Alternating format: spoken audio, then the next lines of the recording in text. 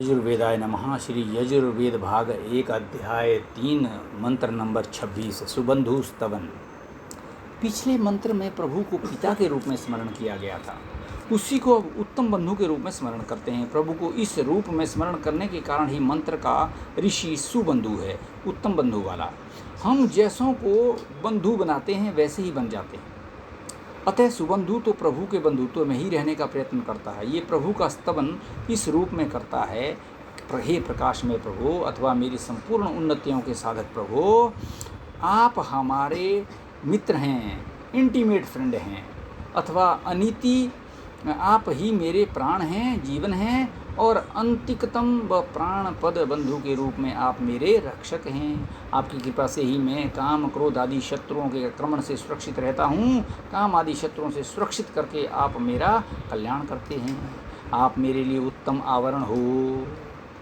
वस्तुतः आप ही मेरे अमृत रूप उपस्तरण व अपिधान हैं, अथवा धन आप ही हमारे उत्तम धन हैं, हमें उत्तम धन देने वाले हैं। इस उत्तम धन के द्वारा आप हमें उत्तम निवास देने वाले हैं, उत्तम निवास देकर हमें आगे ले चलने वाले हैं। आप निवासक ज्ञान देने वाले हैं। हे प्रभु, आप हमें अभिमुख्येन प्राप्त हो और अधिक से अधिक ज्योति वाला धन मुझे धन प्राप्त हो, परंतु धन पाकर मैं प्रमत्त न हो जाऊं।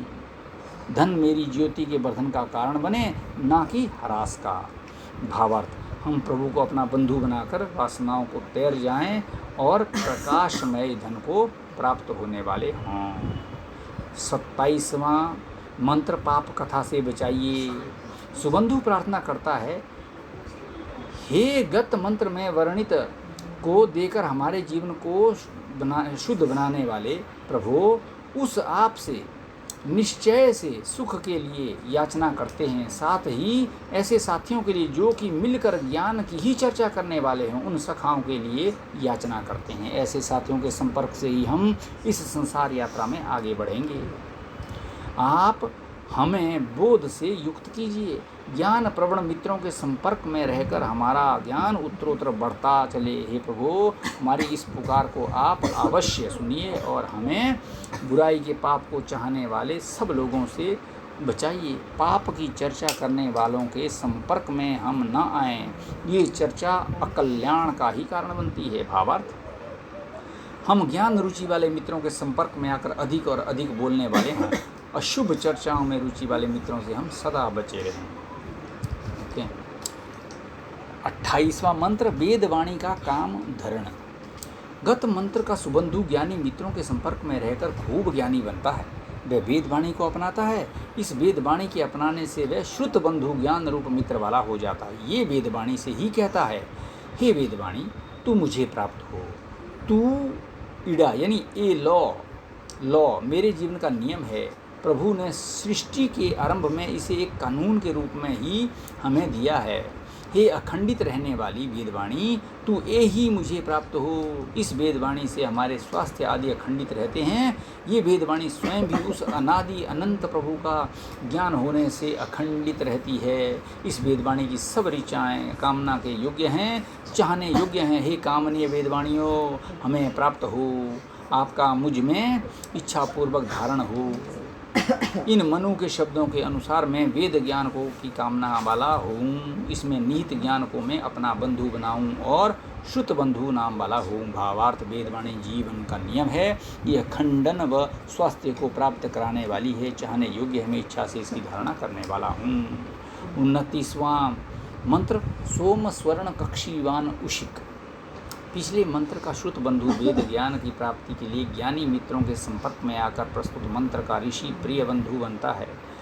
वह है जो वेदवाणी को विशेष रूप से अपने में पूर्ण करता है। यह विप्र ब्रह्मणस्पति है, ज्ञान का वेद का पति है। वस्तुतः ऐसे ब्रह्मणस्पति आचार्यों के मिलने पर ही हमारा जीवन सुंदर बनता है। सबसे बड़े ब्रह्मणस्पति तो प्रभु ही हैं, गुरुओं के भी गुरु हैं, वेद ज्ञान के पति। हे आचार्य, आप मुझे सोम स्वर्ण व कक्षीवान बनाएं। मैं आपके दिए वेद ज्ञान के परिणाम स्वरूप सोम स्वभाव वाला बनूं। मनुष्य वेद ज्ञान से नीचे देखने वाला अर्थात विनीत बनता है।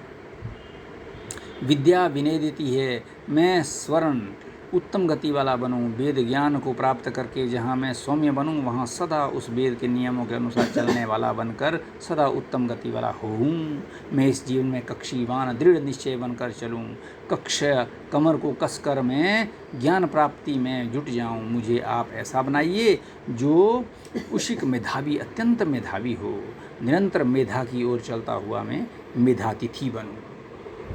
भावार्थ, हे ब्रह्मणस्पते, आपकी कृपा से ज्ञान प्राप्त करके मैं सौम्य सुकर्मा दृढ़ निश्चय व मेधावी बनूं। मंत्र 30 पुष्टिवर्धन। हमें वह प्राप्त हो जो ज्ञान रूप धन वाला है, जो रोगों को नष्ट करने वाला है, निवास के लिए आवश्यक सब वस्तुओं को प्राप्त कराने वाला है, वस्तुओं को प्राप्त करा के हमारी पुष्टि को बढ़ाने वाला है, और जो शीघ्रता से कार्यों को करने वाला, निरालस्य है अथवा काम क्रोध आदि का संहार करने वाला है। इस मंत्र में गत मंत्र के ब्रह्मणस्पति वेद ज्ञानी आचार्य की विशेषताओं का उल्लेख है। वे ज्ञान का धनी होना चाहिए। कम ज्ञान वाला अध्यापक कभी विद्यार्थी के आदर का पात्र नहीं बन पाता। वे रोगों को नष्ट करने वाला हो, निरोग हो, बीमार आचार्य भी विद्यार्थी को प्रभावित नहीं कर सकता।